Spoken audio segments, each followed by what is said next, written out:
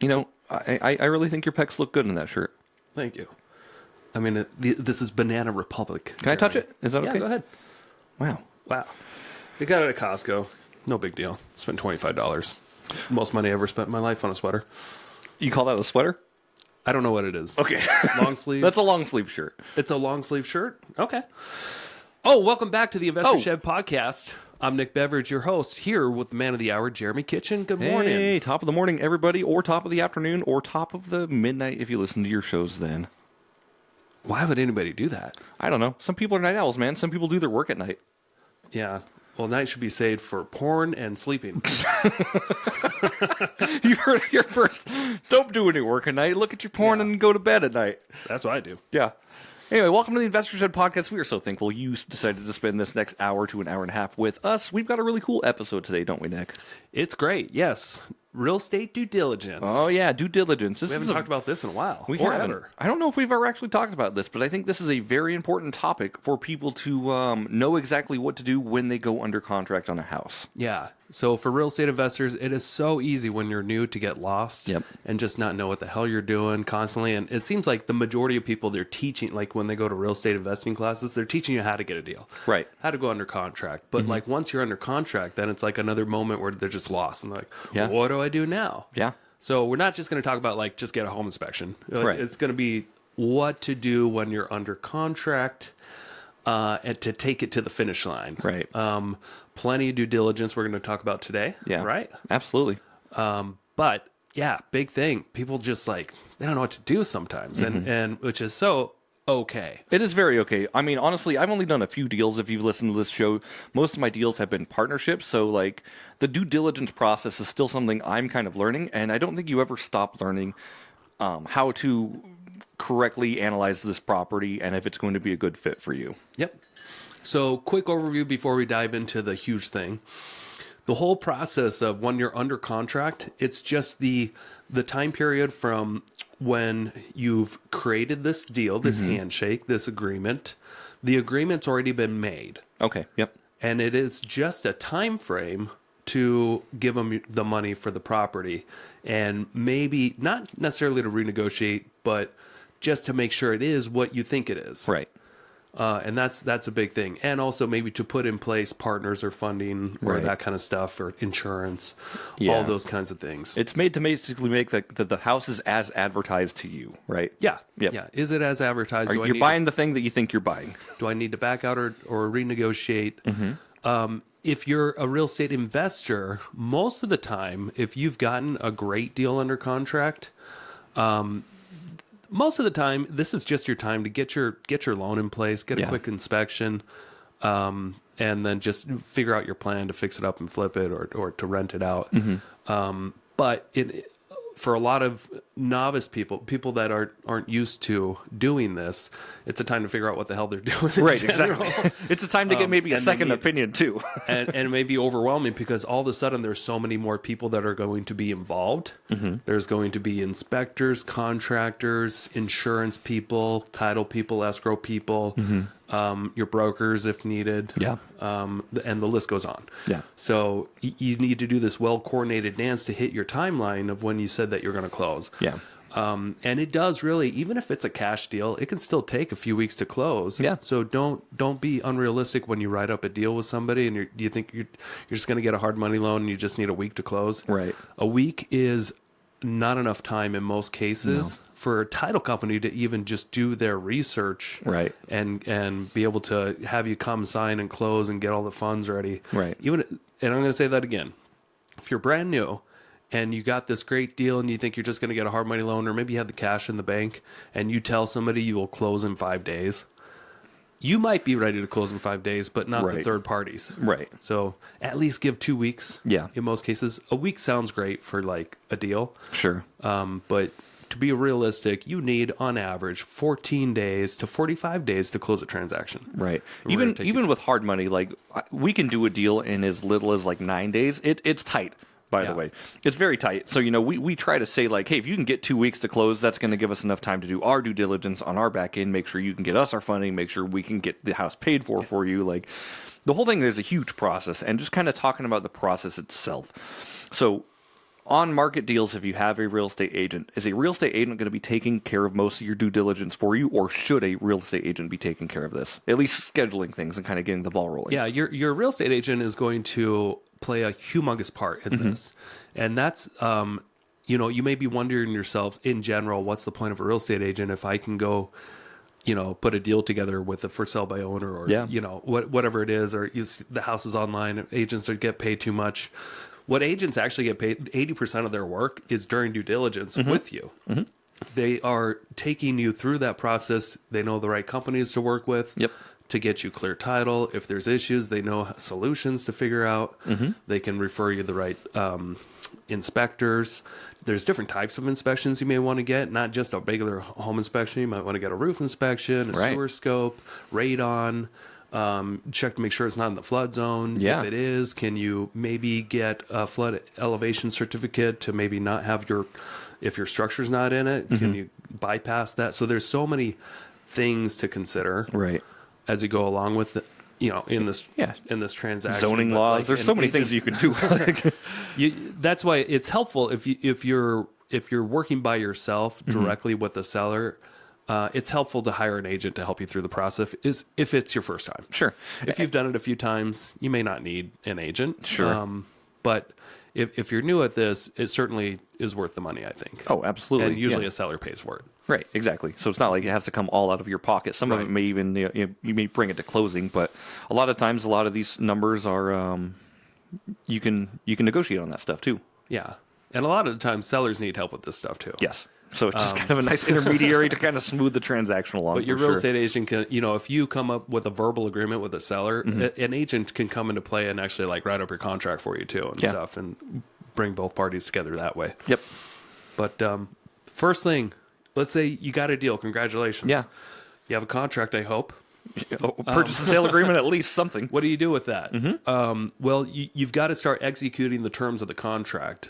If a real estate agent wrote up the contract, they have these templates that are written by attorneys that basically take you through that whole 30-day period. Gotcha. On the contract that you can just kind of follow one page at a time. It's not that easy to read though, and if you haven't done it before, you might be confused. So verbiage is kind of crazy on that stuff. I mean, I've seen the real estate contracts plenty of times, but still, I'm like, okay, this is written in a way that almost makes it hard for the average person to understand what is actually happening here. And it's not intentionally done that way. No, it's just professional language. It's just they have to use professional language, and they have to list out everything. Everything's important in that contract, and that's why. It's funny. There's a stat out there, and I might be getting it wrong, but I think it's 6 times more. If you are doing private transactions in real estate without a real estate brokerage involved, it's 6 times more likely to go to litigation. I believe it. I would believe that. 6 times more likely for people to sue each other over things. And it's all about, in the business world, it's all about clear communication. Yep. And that's the one great thing about these contracts. Yeah. In Idaho, at least, I've worked in Florida too. They're all relatively the same. Sure. But that's the great thing about using templated contracts and people that can interpret everything for you. Yeah. That have been through this step. It's very hard to be confused. Yes. At least because, if a title company gets this document, the contract that an Idaho agent writes up. Between 2 parties. They don't need to ask any questions about what to do when. They've done this a million times. Well, no. They just follow the instructions in this contract. Yeah. If you have a napkin that you write the price and what date you like to close, maybe even you don't even have that sometimes. Right, you just say, this is the price for this address, and you say, hey, title company, can you help us out here? Yeah. They might have a lot more questions for you, and they might be confused, and balls might be dropped. Yeah. But if they're looking at the proper contract, 8 pages that goes over every single step, who's in charge of what, who's paying for what. Right. And there's all kinds of little things that, there's 18 different things other than just the price. Yeah. Of other terms that you may be a little vague of who's paying what. Like if it's in an HOA, who's paying the HOA transfer fees, who's paying the HOA setup fees. Yeah. Things like that. Yeah, for sure. What's crazy is so my wife and I we're watching Yellowstone. I think I said this before, but we just watched an episode where Beth Dutton tries to buy 111 acres of this guy's crazy ranch in Montana, and she just asks him, she's like, "What price would you sell it for?" And he's like, "I don't want to sell. Name your price." And he's trying to think of a number that's asinine. He's like, $3 million. So Beth has her assistant just write him a check right there, and she's like, "Get out of my house." But I was watching it with my wife, and she's a transaction manager. I'm like, there's no way in hell this is how a real estate transaction works. Yeah, but I was like, obviously, but it's like, a show. But it's a show, and it was funny. But us being in the world, I'm like, there's so much more paperwork involved in just buying 111 acres than a check.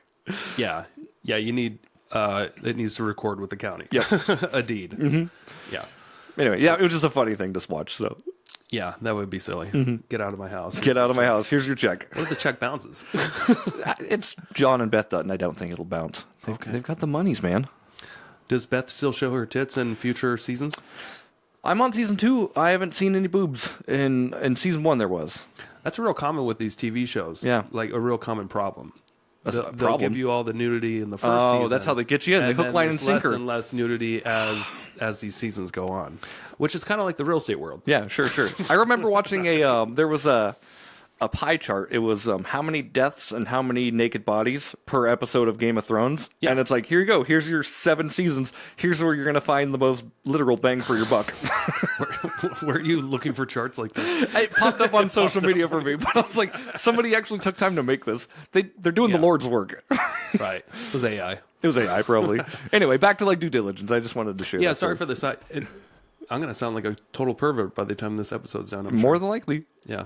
Which is the goal. The goal is to get less and less viewers as we do this. You and I have different goals on this. I want to provide maximum value and entertainment. But if you want to catch this thing on fire, man, let's do it. I'm trying. Okay. I'm trying the best I can. All right. We got one person starting a fire, one person putting it out. But so due diligence, walk us through the whole thing. Sure. Yeah. Yeah. Okay. So the first thing you want to do when you have an agreement with a seller is go bring that contract to the title company that you guys agreed which title company you're using. If it's not in the contract, already you got a problem. Yep. But you can still probably bring it to a title company, but you'll want to list on that contract who's the title company. Isn't that crazy? And Step also, 1, if you don't even have a title company listed on your contract, you can already be in trouble. Yeah. So you have to identify what title company you're using. If you're using a title company, you should. Yes. You should get a warranty deed. And that's the difference, the warranty deed versus a quitclaim deed. Yep. And then there is a difference between a title company and an escrow company. Who's going to be doing they could be 2 different companies. Yep. But of course, you can almost always, a lot of title companies are also escrow companies. Yeah, they've got they escrow do built both in. at the same time. But there's a difference. One is doing research and providing insurance of title. That's your title property. company. Yeah, they're warrantying the deed, and then the other company, which is usually housed in the same, is escrow, and they're just doing all the final billing. Yep. They handle the money basically. Yeah, handle all the money and the signatures and make sure all parties are, in line with the contract. Yeah. Again, so typically it's the same one. So title company, we're using this. Escrow company, we're using this. Right. X, whatever. Sure. And then ideally you have a certain amount of due diligence time. In the state of Idaho, when we put in your due diligence time or your inspection period, the contract's defaulted, if you don't fill out anything in there, to 5 business days. Yeah.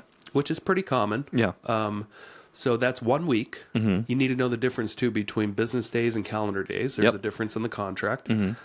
Business days also don't have holidays. Holidays are skipped. Okay. But calendar days, holidays are in existence, and they count as calendar days. Right. It's on the day of the calendar, right? So, if it's a 5 calendar day and you get it on the 20th, 5 calendar it'll days be on the 25th.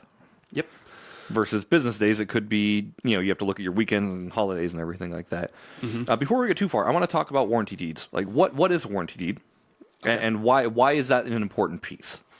Good point. Okay, so anytime you're selling real estate or transferring ownership, it can be as simple as just going to you print off a quick claim deed, which you can print online. Okay. Like they're all over. There's templates everywhere online, Sure. and you basically just have this little paragraph in there transferring, like, this person is forever quit claiming the property to this entity, and then it's notarized. Yep. And you bring that to the title company, and it doesn't even have to be signed by the buyer. Okay. It can just be the seller that is giving the property to a certain person or entity or transferring title or whatever. Gotcha. And then you bring that to the recorder's office at your local county, and they'll make sure that it's notarized. Yep. And they won't do. They don't care if there's other liens on the property, Right. That's not or their anything job. like that. They just record it, and boom, there's a new owner. And that's it. Okay. But that new owner also inherits any potential liens that might be on that property. Yeah. Any potential problems, liens, easements, all those things that, like, all the baggage comes with the house in just a quit claim deed. Yeah. It's a quit claim, Quit. Not quick. not quick, but it is quick. It is quick, but it's quick. It's quit claim deed. So this is common in like people that switch from an LLC to another LLC, or from their personal name to an LLC, or property that there's no liens against. And if you just want to sell it to your buddy, and you can just not use a title company and just go spend the $10 at the recorder's office to transfer it. However, yeah, if there are liens on the property and you want to get a warranty or give a warranty to a buyer, you deal with the title company, Right. And typically the seller pays the premium. How much is that? Just out of curiosity. I know every state's probably going to be different. Yeah, I want to say it's around 0.25% Okay. of the value of the property, or the purchase price, Okay. Cool. somewhere in there. Yeah. So if you have a $300,000 house, it's around $1,000, $1,500, somewhere in there. Sure. So warranty deed is specifically going to, protect you or your seller in the event of if there's any liens or any defaults kind of on the property, right?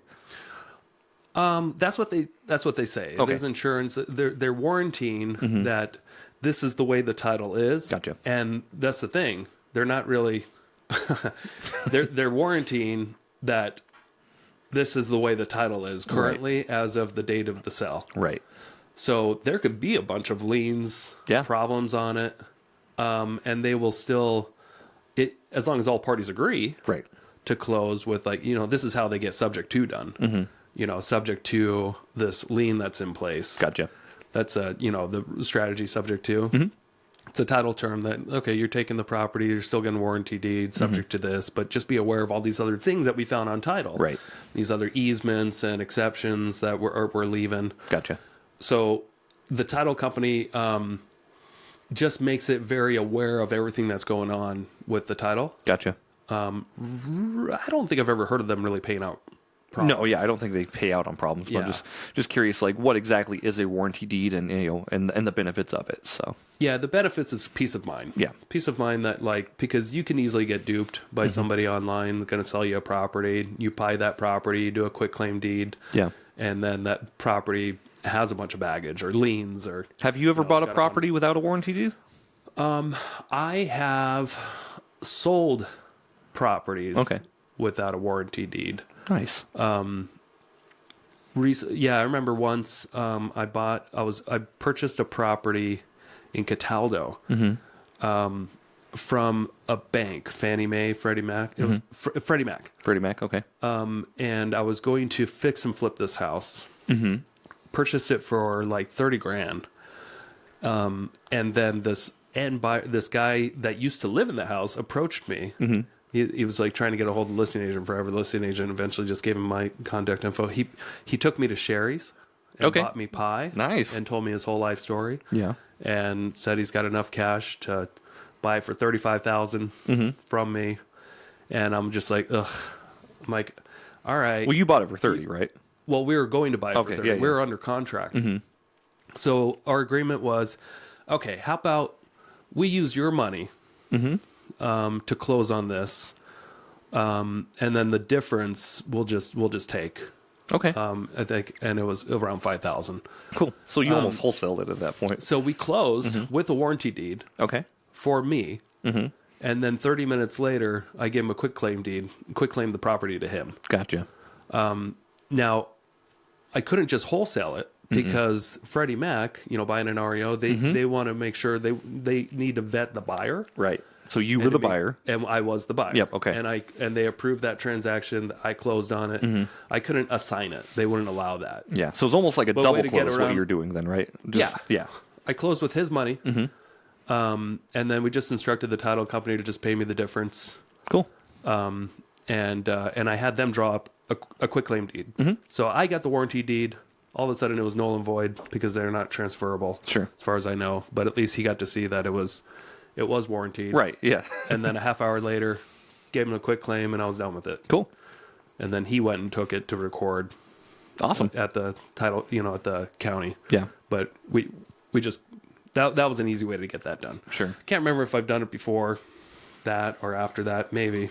I don't know. But that's just one example that comes to mind. Did you get I know we're talking about due diligence on this episode, but did you get emotional during that time when he was telling you his life story? And because clearly, obviously, you bought this house to make more profit than that. Yeah, we were probably easily going to make more than that.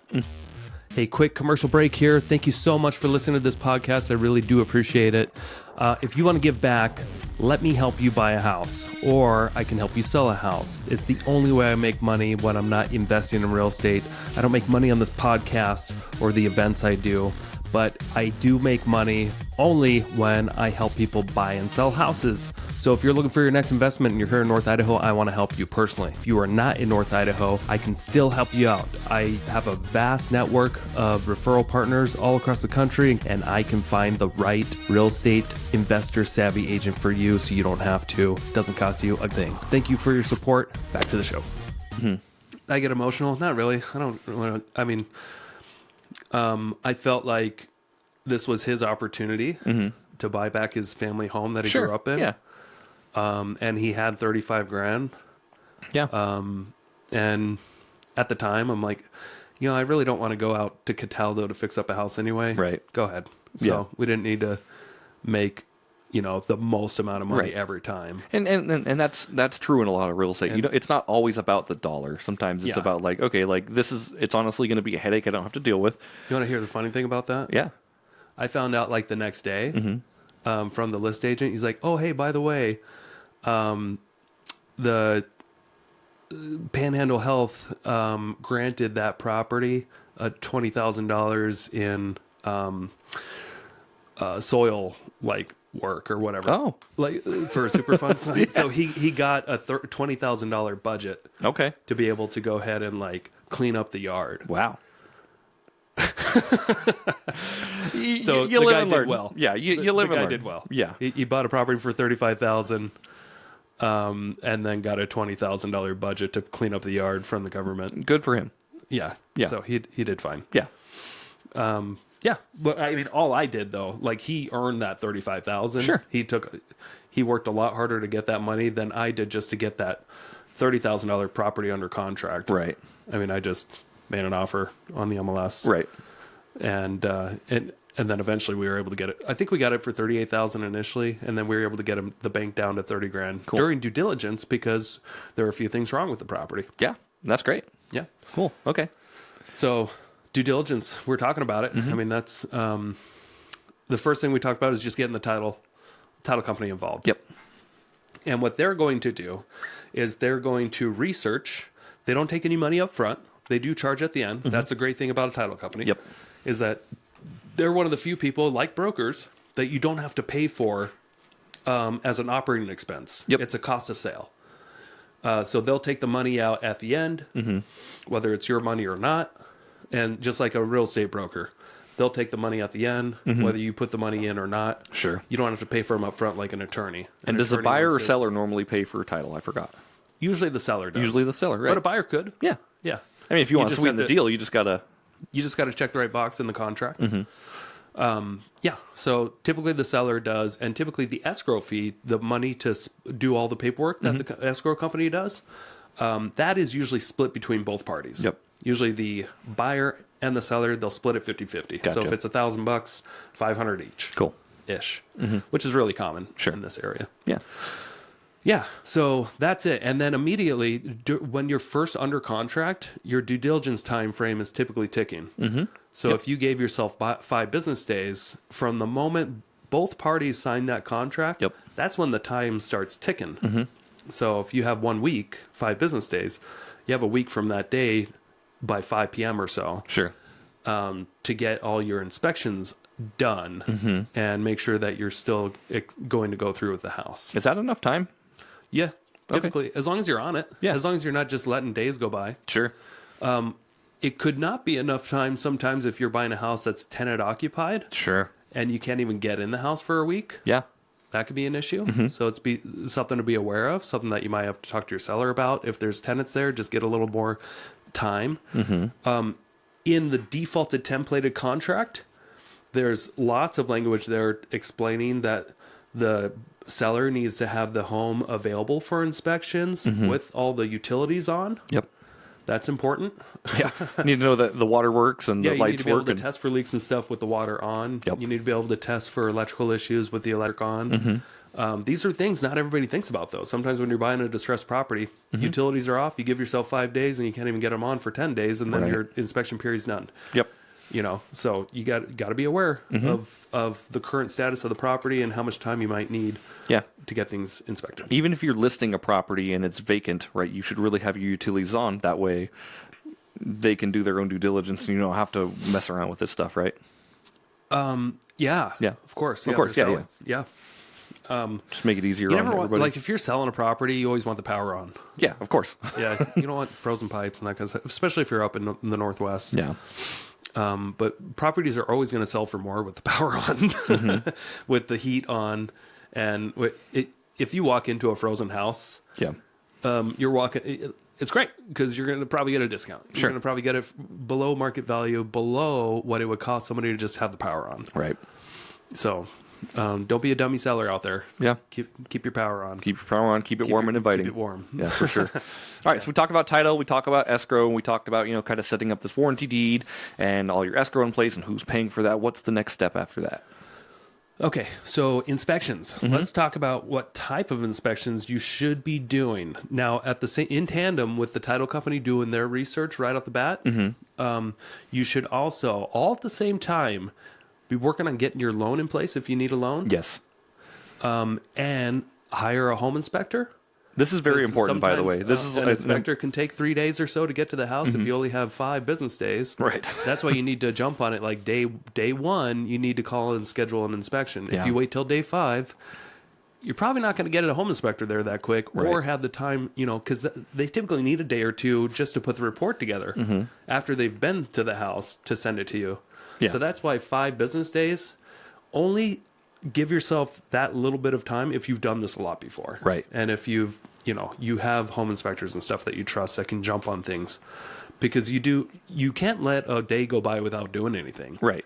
You're going to screw yourself up. I was going to say, like, what you said was very important there because, it's not just like, okay, I'm going to take this to title and I'm going to wait for title to do this and I'm going to, set up escrow and then I'll wait till they're done and they're going to tell me the next step. Like, no, when this happens, as soon as you leave the escrow and title office, you need to be on the phone with contractors. You need to be on the phone with inspectors. You need to be like getting these pieces in place because what happens is a lot of people get busy.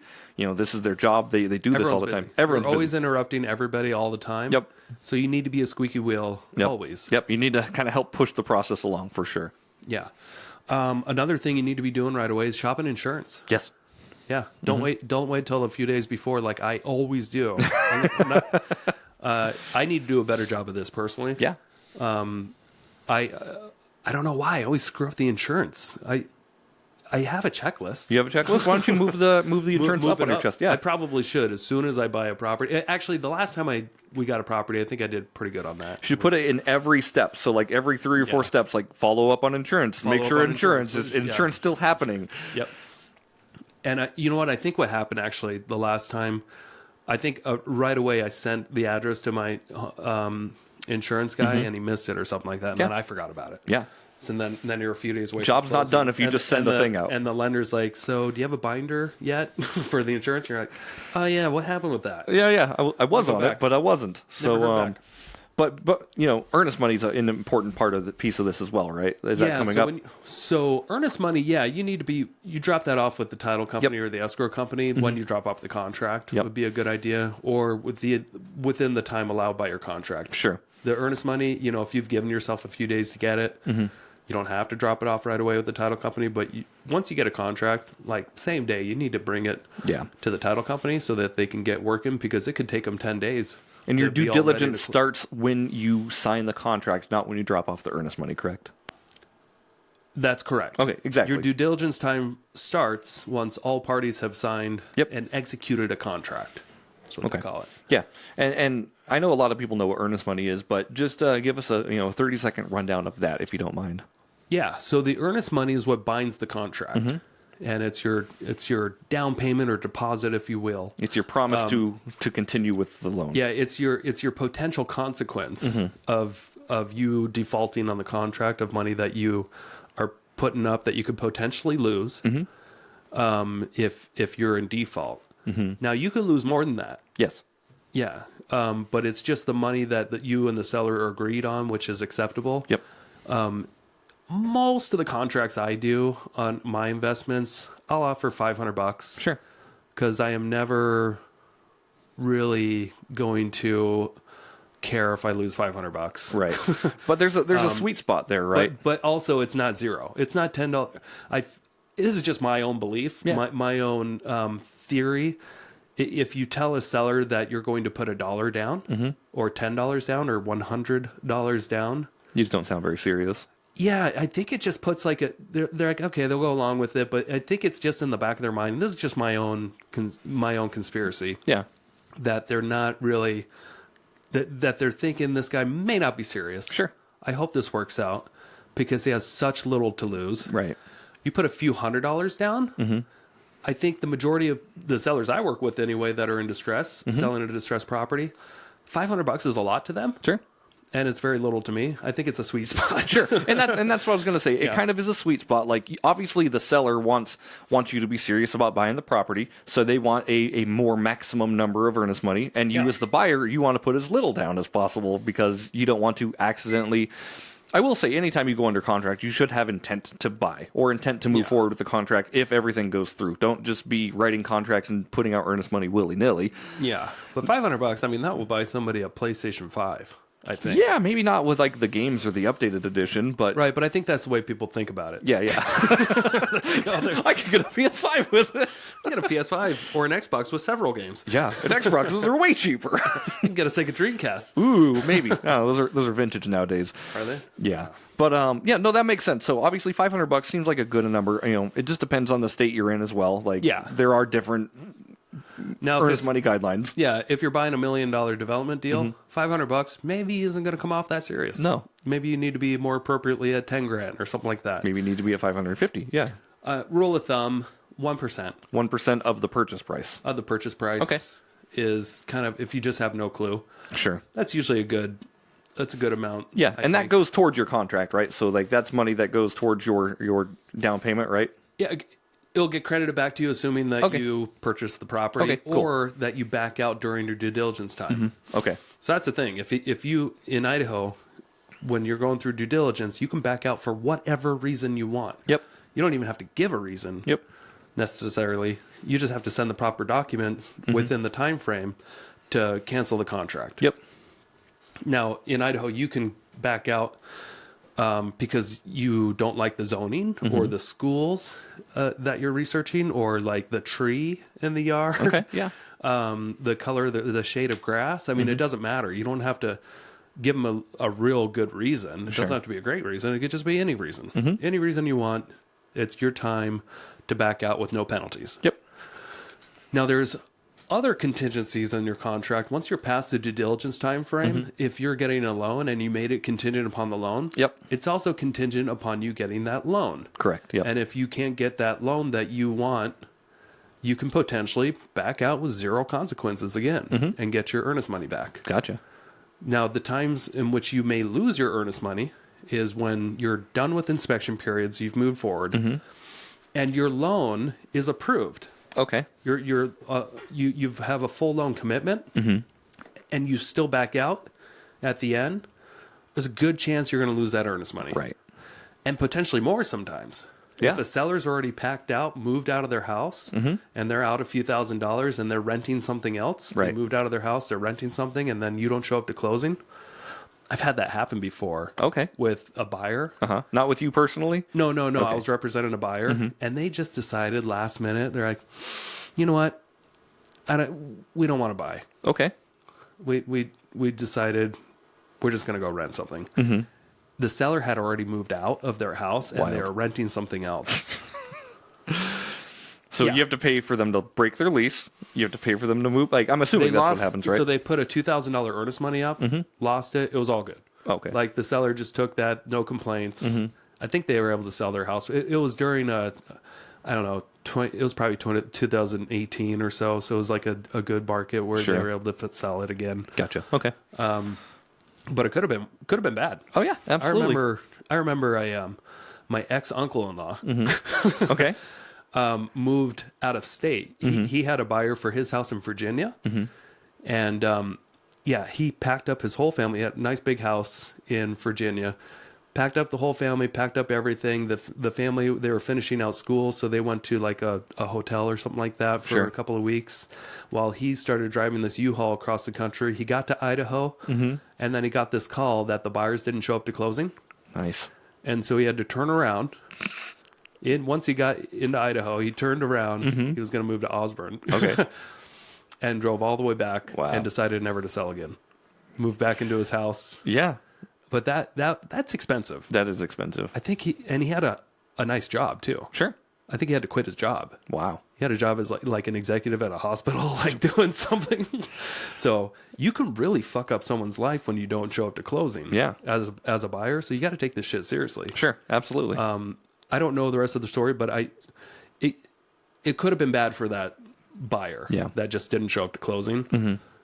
Because they could have potentially, if they wanted to, sue them and win a much larger amount in court. Right. Based off the damages that the seller incurred, based off the buyer breaching their contract. Wild. Yeah. Pretty crazy. Yeah. So just make sure if you're going through this process, make sure you A, take it serious, and B, like, fall in your time frames. Yep. So during your inspection, here's some good tips. Get a basic home inspection, but just know what the basic home inspection is. This is a guy who's just going around the property, spending about 3 hours there, who's not necessarily an expert in roofing or not an expert in mold, not an expert in framing, not an expert in foundations. This is just somebody who's probably pretty handy and has a good sense of how a property should work, maybe took a few courses, but like in Idaho, you don't have to be licensed to be a home inspector. It's true. But they're just going to go around and look for things that could be wrong with the property and recommend you should probably get it checked out by a professional. Like if the roof, they're not sure, looks to be aged 20 years, maybe have a roof inspector or, they'll recommend you having other inspections upon that. But most of the time, they're definitely still worth the money. Sure. Oh, yeah. It's great to have all these photos and issues where they check every square foot of the house, including in the crawl space. They'll crawl around in the crawl space. Yeah. They'll walk around on top of the house. They'll get inside the attic. Yeah. A lot of things most people just aren't willing to really want to do. Sure. But they're equipped to be able to do this stuff. Yeah. And to point out flaws with the home that you should be aware of. Right. And a buyer usually pays for these, correct? Oh, yeah. Oh, yeah. The seller's not going to pay you or pay for you to get your house looked at. Yep. Nobody's going to pay for it except for the buyer. And that's why sometimes buyers skip these steps because they want to be cheap. Yep. And they might buy problem homes. Don't recommend it. Which, hey, I've been there. We've done it. I don't recommend it. Yep. So it's a good idea to get a basic home inspection. Yeah. Beyond that, you may want to check, like in Kootenai County, for radon. It's a potential health hazard. Yep. And there's a lot of random properties in this. Excuse me, I'm hiccuping. There's a lot of random properties in Kootenai County that have high levels of radon. Yeah. Could cause cancer. I don't know if there's like solid proof of that, but sure. It's something to be concerned with. I know a lot of newer homes, like built by Greenstone and stuff, they're made with radon mitigation systems. Yeah. But you can get a radon test, and usually a lot of home inspectors can like add that as an option, and they may have the ability to do radon tests. Sure. A lot of them do. Yeah. Also, a lot of them can do sewer scopes for an additional cost. Yeah. Extra $100 or so. Very important. So worth it. Yeah. Get your sewer scoped, everybody. Because that's a great way. If there's something wrong with the sewer line, it is an incredible way to get discounts on the property or potential remediation work done. So that's where they jam, either in the clean out or in a toilet in the basement. They're going to put a camera down and go all the way out to the street. Okay.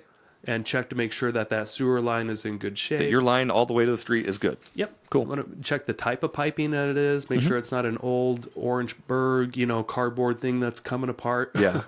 Make sure it's an ABS line, especially if it's an older house. Please get this stuff done. Yeah.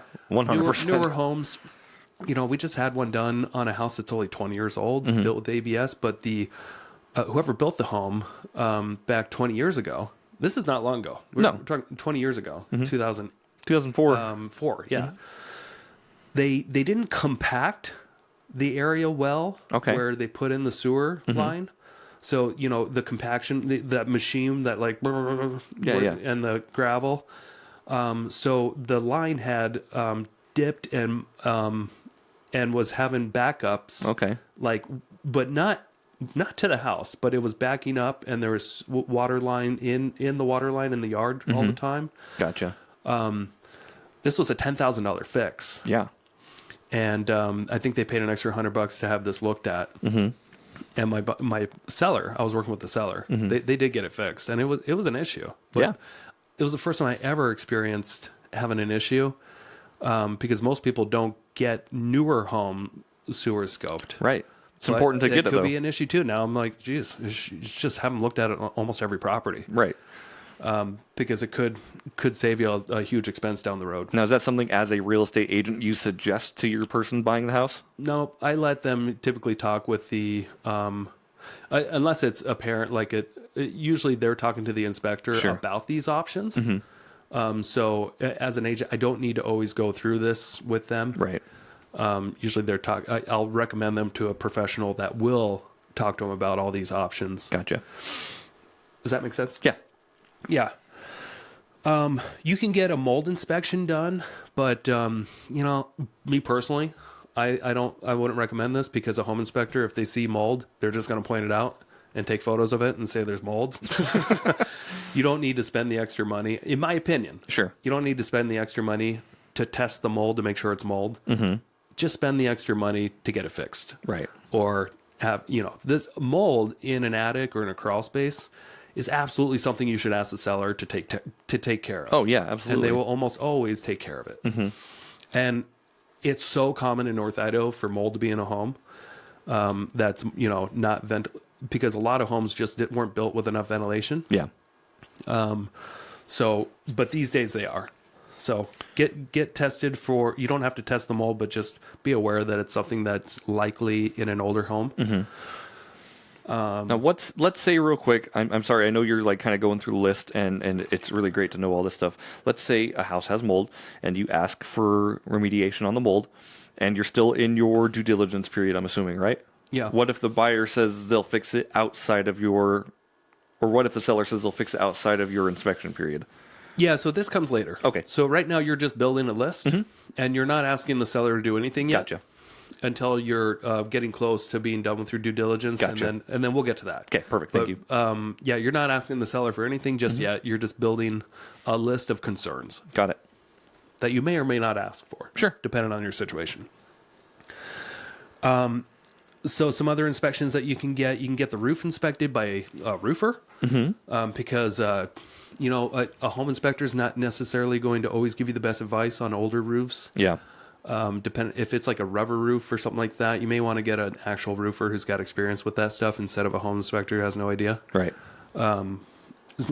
Foundation, if you're buying something with a basement and you see these cracks. Hairline cracks, in my experience, aren't a big deal. If you can stick a quarter in one, it could be an issue. Sure. You may want to check with a basement foundation specialist, and they're going to be an engineer typically. Yeah. And see if things can be, what the proper fix is, if a fix is needed. Right. Yeah. And then some things that you'll also want to potentially inspect on your own. Make sure like the property's not in a flood zone. Yeah, that's very important, actually. And you can, and I'm going to share on my screen here, if you're in Kootenai County, how you can do this. 1 sec here. Share entire screen. So there's this great website in Kootenai County that the whole public has access to. A lot of people don't know about it. It's called kcearth.gov, and it's a GIS mapping tool. And you can go to a particular property. Let's say you're buying a property in Rathdrum, over here near the hill. So you can search by the address, or you can just kind of zoom in on it. Wow. We're on a Apple Mouse right here, so it goes. It likes to zoom fast. Yeah, and then there's this options over here for layers, and you can click on this boundary display, and there's a little drop down. Easy to miss. Yeah. And you can see, is it in the city limits or not? You can click on that. Looks like these aren't, but their city limits are over here. Yep. Okay, so the big blue is the city limits. Yep. Okay. So city limits is right here. Maybe, I want to develop this area and it's adjacent. You know, you could be like, maybe this might be a good property to market to because I want to develop this, and it's right next to the city. And they can always annex it into the city, right? Yeah, something like that. But we're talking about flood zones. Right. So let's click off of that and click on flood zone. And then, you can see, look at this flood zone. It's just traveling right through this area that you would never expect. Right next to the highway. It's funny. The very first house I ever flipped was on Bingham right here. 7850. Look at that. Right in the middle of this flood zone. Wow. And it's not something you'd ever think about. Like a year for insurance on that thing. I bought the property for $44,000 back 10 years ago. But the insurance alone was $2,400 a year. Wow. Now, eventually we shopped that. We got it much less. Right. But the initial provider was charging a lot. So it's important to check because look at, and your insurance was more expensive look at how much flood because zone. You were in a flood zone then, correct? Is that the main reason? Yeah, because we were in a flood zone. Stop sharing. Cool. Okay. So anyway, you've got tools out there available for you. Yeah. Always check. Just make sure that the zoning is what you think it is. Is it in the city limits or not? Is it in the flood zone? Kind of check those things to give yourself some peace of mind. Yeah. Doesn't mean you won't buy a property in the flood zone. Right.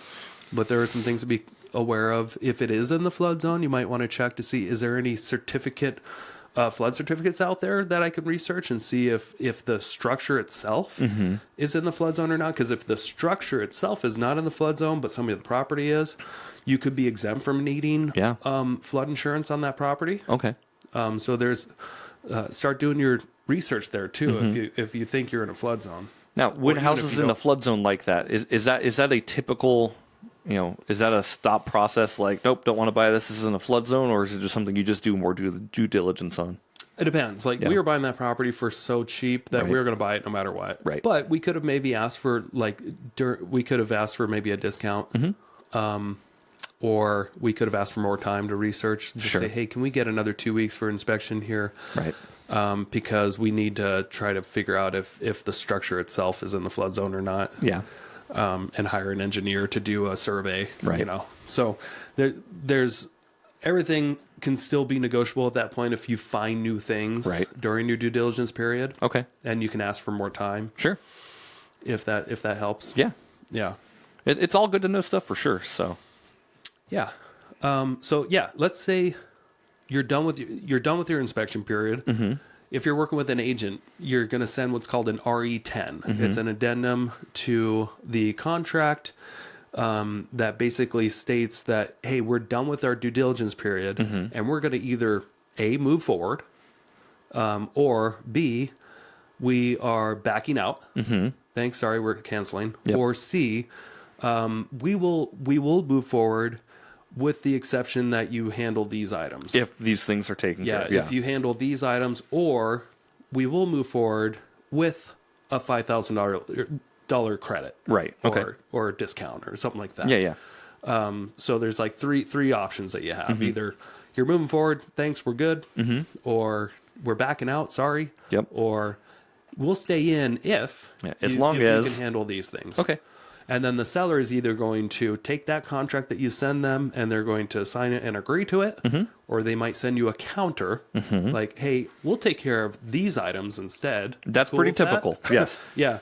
Okay, fine. We'll do that. I know. Or we'll agree to this concession, not that much. Yeah. So you're back in negotiation, and in the contract, there's timelines involved with these that are already predetermined. Yep. Like they have 3 days to respond, Gotcha. 3 business days to respond, and then you have 3 days to respond to that. Can you keep countering? It doesn't have to be more than one? No. You only get one counter? Yeah. Once the you only get one chance. You send an agreement, and then they will either agree to that or counter, and then you, at that point, can take it or leave it, Gotcha. and that's pretty much it. Okay. Or you can always amend the contract, but that's the way the contract's laid out initially, so it doesn't go on forever. Right. So you're not in this perpetual... It's designed, it's designed to not... The contract is designed to stay on time. Sure. Which is great. But you can always amend your contract if you need to keep going. Right. But it does stop at the third point. And I know we've done this on the deals that specifically we've sold together. Like you'll contact me and say like, hey, new buyer's asking for this, and this. I think we should only fix this and this. Yeah. Right. And I love that because it's like, okay, like they're still interested. Clearly they're still interested. If they weren't, they just would have said no. Yeah. But you don't want to be a stickler and, ask for every single thing.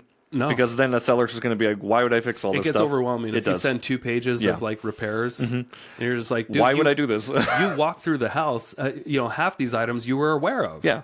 And that's what you got to be, think with common sense here.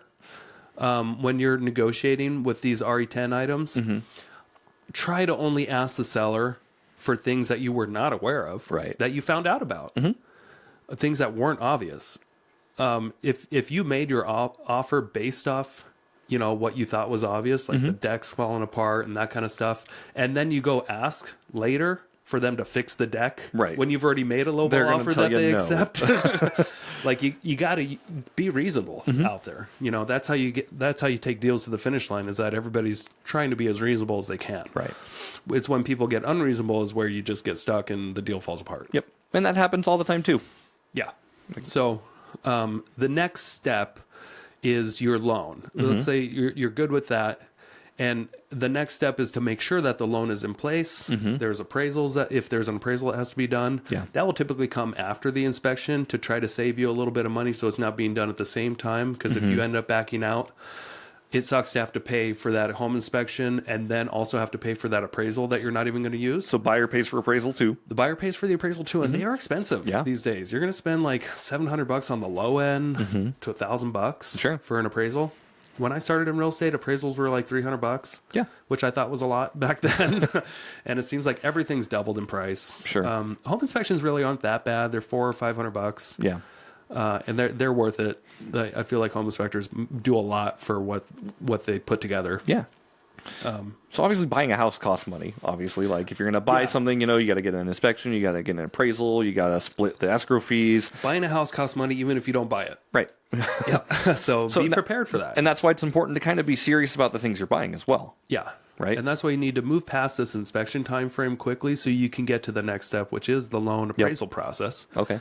And that's where your lender is going to be make sure that you've given them everything they've asked for, because they're going to ask for more stuff, right? And do it in a timely manner. Because what you're trying to get is the lender to give you a full loan commitment, which can usually take another couple of weeks. Yep. For them to research, they have to get you on the phone with a creditor and like confirm all these accounts. It's an annoying process that they just have to go through. Yeah. They don't want to do it either, but they have to. They have to get in touch with your employer and verify that you're actually employed there and have some sort of letter in some cases. What if you're self-employed? That's a whole different process, a whole different animal. I'm just talking about if you're employed. Normal person with a normal job. Got it. If you're self-employed, it's even more relentless. But we won't get into that right now since we're already almost done with our time frame here. Yeah. So yeah, the appraisal is done next. And if the appraisal comes in at value, you're typically good. Sometimes the appraiser may ask for certain things to get done, which is uncommon, but it happens. So those are items that typically you've hopefully already negotiated at the start, that if the lender requires certain inspections, maybe you sneak in $500 in a certain paragraph in there, that like if the lender requires inspections, you're getting the seller to already agree to spend up to $1,000 or $500 if needed. If the property seems like maybe, you know, it's going to need some little things like a handrail going down the stairs. And that's all stuff that an appraiser needs in order to appraise it properly. Depending on the type of loan. Depending on the loan, right. FHA would freak out if you didn't have a handrail. Yeah. I mean, they want the safety stuff, which isn't hard to do. This is really simple stuff, guys. So don't overthink it too much, but just anticipate it. Yeah. In order for an old house to qualify for an FHA loan, as long as it's not like destroyed, there's not broken windows and you know, leaky faucets and all kinds of stuff.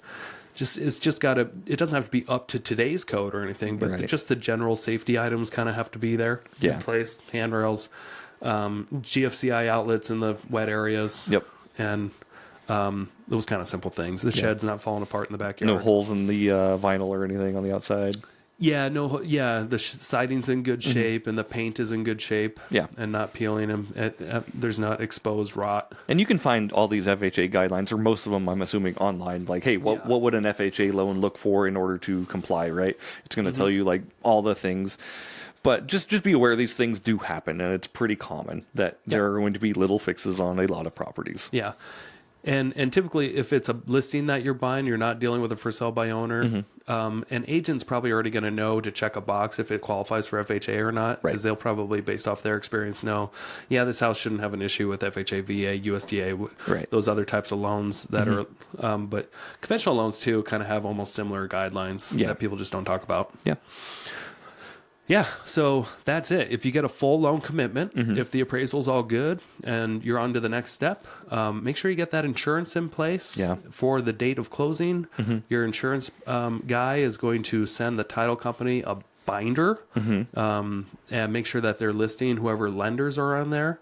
So they got to be in cahoots with just make sure that your insurance guy has your lender's contact info and the title company's contact info, maybe even your agent as well. Yeah, absolutely.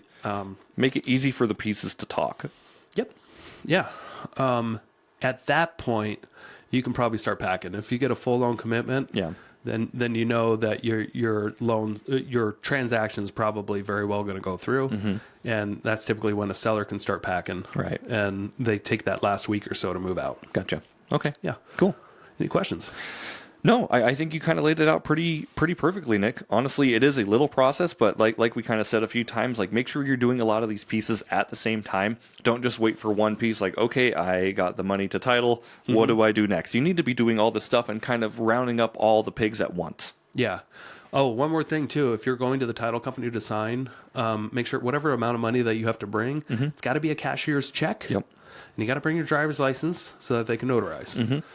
So those two things will save you a little trip. Because you don't want to show up and then have to come back later. A lot of times, I would hope that a title company would tell you, like, hey, make sure this comes in the they usually do, but not everybody. But not everybody, right? Exactly. They don't always see the emails that give them instructions. That's true. And it's just people need reminders about these things because they don't do it every day. We need reminders about a lot of things. Honestly, like if you ask me 2 questions in an email, like a lot of times what happens is I answer the last question. I answer the last question I see, and I'm like, there you go. Let me know if you need anything else. And they're like, how about question number 1? What about the first thing? Got it. Got it. All right, smartass. Wow, Mr. Tough Guy. Okay. No, it's but things just get missed, and that's why it's important to, if you are doing a transaction on market, have a real estate agent kind of walking you through it. I think that's very important. If you're not, make sure you're at least consulting with somebody who's done this before. and can kind of help you, maybe a mentor or something like that, who can kind of help you in the right direction, because it is a lot if you were to be doing this the first time by yourself. Yeah, exactly. And if you just don't want to spend, like, you put a deal together with a seller directly, but you guys feel like you need help, just talk to an agent and just say, hey, if I give you $500, would you help us walk through this? I'm sure 9 out of 10 agents are going to be like, absolutely. Yeah. No big deal. Because they're so used to doing it, even though it is a lot of work for a few $100, they don't mind. It's just another thing in the pipeline. They don't have to go create something. Something's already been created. Yeah. And that's usually where agents get paid the big bucks, is because they create deals. They help create and package and put together deals. They help market. The rest of the delivery, sometimes they'll have admin that will just like, yeah, go ahead. Yeah. We'll do it for $500. Yeah. Maybe even less. Yeah. Who knows? And they just put you in their pipeline anyway. So you don't have to always pay, $20,000 to an agent to do these kind of things. Yeah. No, it's good to know that the tools you have available and what you can absolutely utilize. So, thank you, Nick, for walking us through this due diligence process. You're so welcome. I feel like I knew a lot of it, but it's nice to have a refresher of like, okay, like what actually happens during a due diligence period. Yeah, those are the things that normally happen. And we're talking single family homes here. Right. There's all kinds of different real estate. There's commercial real estate, multifamily, development deals. And maybe we'll deep dive on one of those another time. Yeah. But you gotta keep listening to this podcast. Yeah. We're not going to give you all the secrets right now. Yeah, you fucking dummies. Just kidding. And there goes the other 17% of our viewers. Yeah, we're happy to announce that last month we lost 81% of our listeners that download our audio. Yeah. I mean, you're happy. I'm not. I'm a Leo, and I want you to pay attention to me. Yeah. But no, like if you enjoy the show, which I'm sure if you're listening to this, you do. So thank you for that. And make sure you leave us a comment. Our comment section's looking kind of a little like a barren dry land lately. And I don't mind that, but it is embarrassing. I miss my Ryan and I miss my Dave. I can't find them. I'm doing this show for 4 years and not many comments. We also don't Dave, market Ryan. super heavy. We should really put these episodes on our personal Facebook. Oh, Nick. Should, could, would, whatever. Anyway, thank you so much for listening. We love you as always, and we will see you next week on the Investor Shed podcast. See you guys. Bye. Bye. Ooh, exactly an hour. And 31 seconds, if you do the math.